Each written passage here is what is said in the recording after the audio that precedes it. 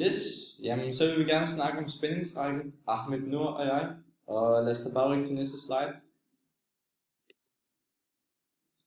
Ja, vi havde et formål ligesom med alle andre forsøg, og vores formål det var at finde ud af, hvordan forsøgene er lavet, og så skulle vi bestemme vores egen spændingsrække og sammenligne den med den teoretiske spændingsrække. Og så vil vi gerne vise nogle relevante reaktioner og delereaktioner for de forsøg, vi har udført. Oxidationer og reduktioner. Hvad betød oxidationer før i tiden? Oxidationer betød før i tiden, at når et stofs oxygenindhold blev forøget, eksempelvis når CO blev omdannet til CO2. Hvad betød reduktion før i tiden? Man brugte ordet i sammenhæng med, når et stofs oxygenindhold blev mindsket, eksempelvis MgO til Mg. Men hvad er det egentlig, der sker i virkeligheden? Når eksempelvis Mg optager et oxygenatom og bliver til MgO, sker der i virkeligheden omdannelse af Mg til Mg opløftet i 2+. Det vil sige, at der nemlig dannes ioner. Man kan derfor konkludere, at en oxidation er en afgivelse af elektroner, mens reduktionen modsat er en optagelse af elektroner. Nu vil vi gerne fortælle om metallers og ikke-metallers betydning inden for redoxreaktioner. Når et metal og et ikke-metal reagerer, er det ikke-metallet, der vil være det mest elektronegative grundstof. Og derfor vil det altid være ikke-metallet, der reduceres, altså det vil optage elektroner, mens metallet gerne vil afgive elektroner, altså det vil oxideres. Derudover kan to metaller også reagere med hinanden. Her har du også forskellen på, hvor gerne det ene grundstof vil afgive elektroner til det andet grundstof, der spiller en rolle. Som der kan ses, er der blevet opstillet to eksempler. Vi tager udgangspunkt i eksempel 1, hvor zink og kobber er indblandet. Hvis man nu tager et stykke zink og putter det oven på et stykke kobber, vil der ikke ske nogen reaktion, da begge stoffer ikke er modtagelige over for elektroner. Nu tager vi udgangspunkt i eksempel 2, hvor zink og kobber også er indblandet, men denne gang er kobber en opløsning og ikke et fast stof, hvilket vi tog udgangspunkt i eksempel 1. Eftersom at kobber nu er en opløsning, vil der ske en reaktion, hvor zink oxiderer 2 elektroner, hvilket får kobber til at reducere 2 elektroner. Oxidation og reduktion kan inddeles i to dele. I den første del opstår oxidation, hvor zink oxiderer 2 elektroner. I den anden del opstår reduktion, hvor kobber reducerer de 2 elektroner, der er blevet oxideret fra zink. Nu vil vi gerne snakke om spændingsrækken, men hvad er spændingsrækken egentlig?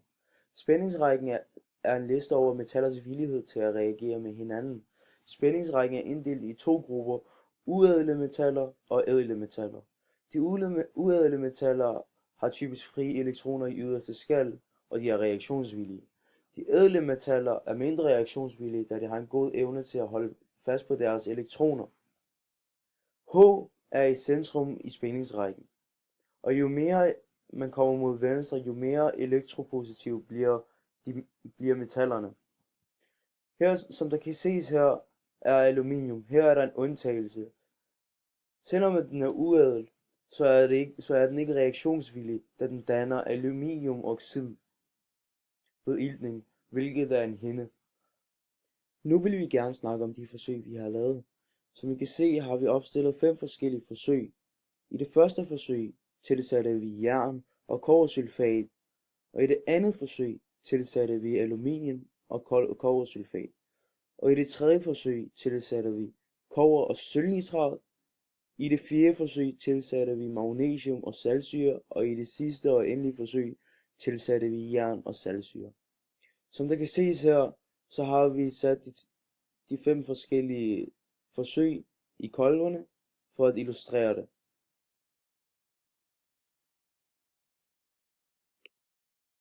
Nu vil vi gerne snakke om vores hypoteser. I reaktion 1, hvor jern og kobbersulfat var indblandet, forventes der en reaktion, hvor jern bliver til en ion, og at der opstår fast kobber, altså det vil sige bundfald, som er i denne her kolbe. I reaktion 2, hvor aluminium og kobbersulfat var indblandet, vil der ikke ske nogen reaktion, da aluminium er beskyttet af hende aluminiumoxid, som opstår i denne kolbe. I reaktion 3, hvor kobber og sølvnitrat var indblandet, vil der ske en reaktion, hvor der bliver dannet kobberion, hvor kobber bliver til en ion, og sølv bliver til et fast stof, og det sker i denne kolbe. I reaktion 4, hvor magnesium og saltsyre var indblandet, opstår der en reaktion, hvor magnesium bliver til en ion, og H bliver til brint, altså det sker i denne kolbe. I reaktion 5, hvor jern og saltsyre var indblandet, opstår der en reaktion, hvor jern bliver til en ion, og H bliver til brint, som opstår i denne kolbe. Nu vil vi gerne snakke om vores resultater. I den første redoxreaktion har vi jern og kobbersulfat. Jern reagerer med kobber, da jern er mere uædelt end kobber. Derfor oxiderer jern 2 elektroner, som kobbersulfat så reducerer. I reaktion 2, hvor vi har aluminium og kobbersulfat, opstår der ingen reaktion, da aluminium er beskyttet af aluminiumoxid. Det vil sige, at der er en hinde.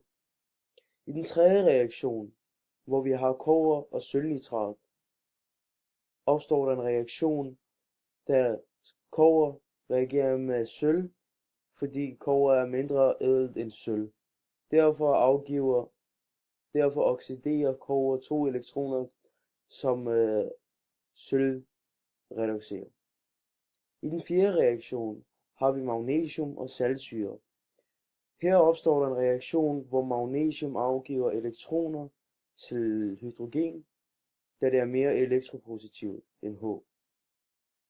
I den femte reaktion, hvor vi har jern og saltsyre, opstår der også en reaktion, hvor på baggrund af, at jern også afgiver en elektron til hydrogen, da det er mere elektropositivt end H-atomet, altså hydrogen.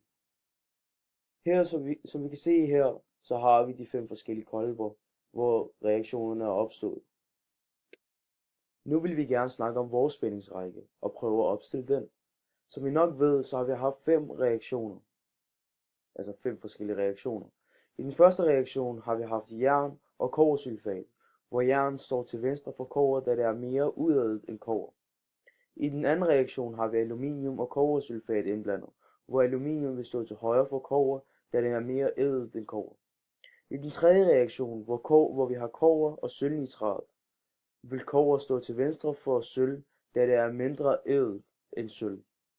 I den fjerde reaktion har vi magnesium og saltsyre, hvor magnesium vil stå til venstre for H, altså hydrogen, da det er mere ædelt. Og i den femte reaktion har vi jern og saltsyre indblandet, hvor jern vil stå til venstre for hydrogen, da det er mere ædelt. Derfor kan vi opstille det her. Som vi har fundet ud af fra de her resultater, så ved vi, at jern er mere uædelt end kobber, og kobber er mere uædelt end sølv. Og så ved vi også, at jern står til venstre for hydrogen, og at magnesium står til venstre for hydrogen. Derfor kan vi prøve at opstille vores egen spændingsrække. Hvor magnesium er det mest uædle metal, og hvor jern er mindre uædelt, og så har vi H, som er centrum, og så kommer vi over til kobber, hvor det er ædelt, og så kommer vi over til aluminium og sølv. Her kan vi ikke variere det, da vi ikke har prøvet at opstille flere forsøg, men vi ved, at det er ædle metaller. Men vi ved ikke helt, hvilken rækkefølge det kommer. Om det er Al og Ag, eller omvendt. Altså Ag og Al. Her til slut er vi kommet frem til en konklusion, i og med at vores spændingsrække næsten stemmer overens med den teoretiske spændingsrække. Og derfor synes vi, at vores forsøg har været et acceptabelt forsøg. Og de kilder, vi har fået til det her forsøg, er fra bogen i Kemi C-bogen, hvor vi har læst omkring spændingsrækken og oxidation og reduktion. Tak for nu.